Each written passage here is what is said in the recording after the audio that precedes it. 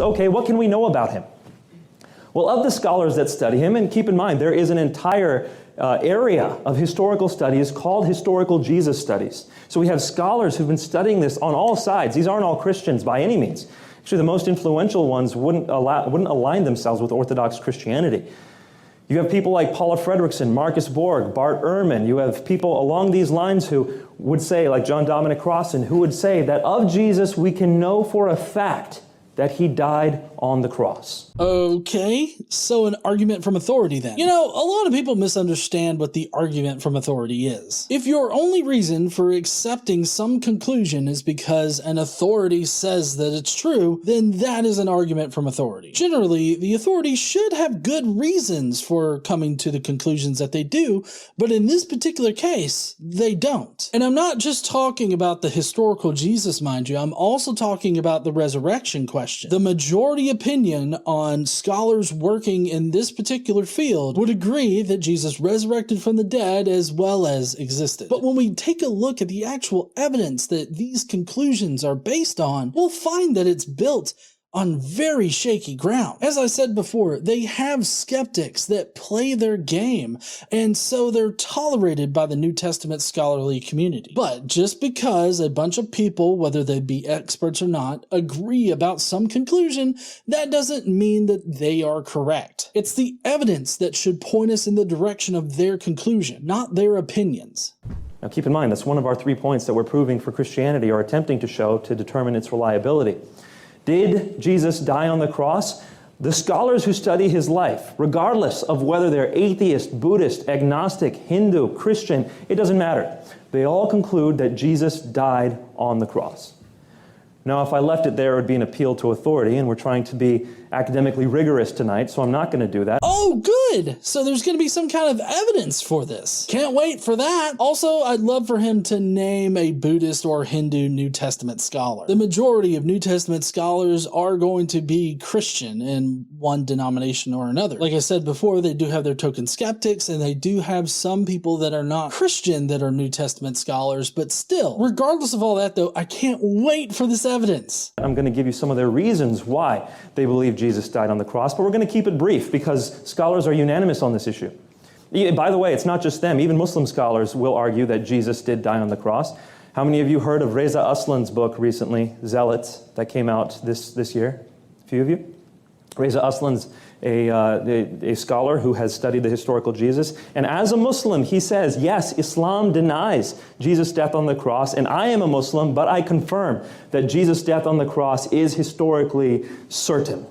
In fact, he builds his whole book off the fact that Jesus died on the cross. So even as a Muslim, he says Jesus died on the cross. Well, Reza is kind of an outlier as a Muslim who believes that Jesus died on the cross. Nabeel is trying to use the fact that Reza, being a Muslim, also believing that Jesus died on the cross as some way to reinforce how true it is that Jesus really did die on the cross. This shouldn't be convincing to anyone, and I don't care what Reza believes. I care about what the evidence shows, and the evidence for Jesus being crucified at all is non-existent. We have Paul that claims that Jesus died on the cross, but he has scriptural reasons for thinking that way. There was a belief that the Messiah would suffer a shameful death. Also in the scriptures, there's this notion that being hung on a tree or being crucified was accursed by God, or they were put under God's curse. It was considered to be a shameful kind of death. With Paul being a very knowledgeable Jew,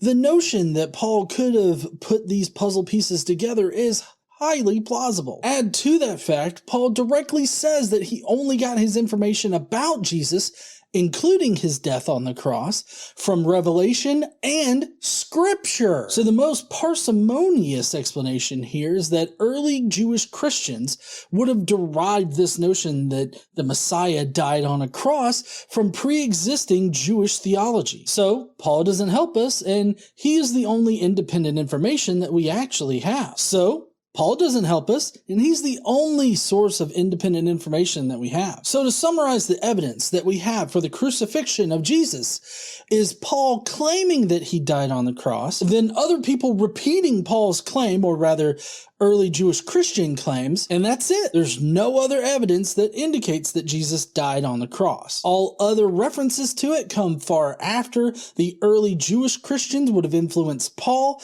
and everybody else was repeating Paul's words, or at least the gospel that Paul had that he got from Scripture and Revelation. So why? Why do they say this? Well, because first off, all the evidence that we have, all the records of Jesus' life, which talk about his death, indicate that he did die.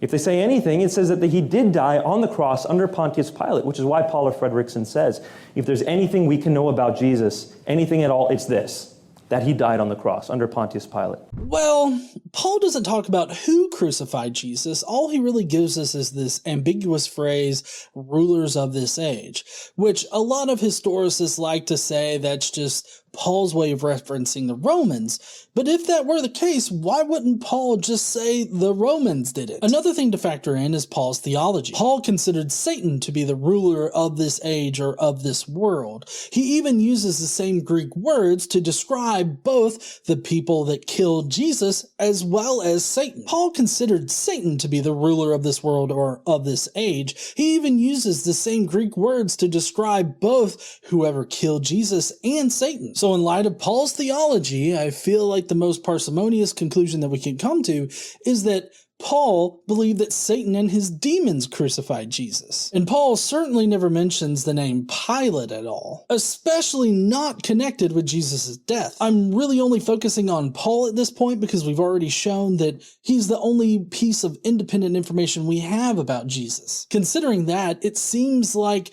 this idea that Pilate is the one that crucified Jesus was invented with the Gospels. And we don't know what is historically true or fabricated in the Gospels. Now, the Gospels were probably informed by oral traditions or maybe some written traditions that we just don't have access to now. But what that means is that we can't analyze these sources to know if they contained eyewitness accounts. Given that, there's no good way to distinguish between fabricated information and true historical information. Now, we do have strong textual evidence that links Paul's epistles and Mark's gospel. So the gospels are not independent of Paul. They actually rely on Paul and the scriptures. Since we don't have any other citations or indications of other referenced work, this is what we're left with.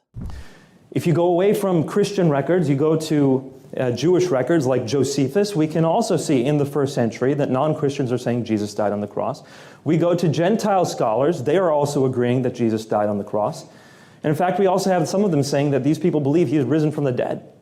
We'll get to that in just a moment. All of those sources are based on the gospel accounts. Josephus' Testimonium Flavianum is sometimes said to be only slightly interpolated, but we don't actually have any evidence to suggest this. What we do have a lot of evidence for is a Christian right around the 3rd century inserting this information into Josephus' work. So all of these Gentile sources that he's talking about here only repeat the claims of the Gospels and of Paul's epistles. And those accounts aren't based on eyewitness testimony. Those are just the claims about Jesus.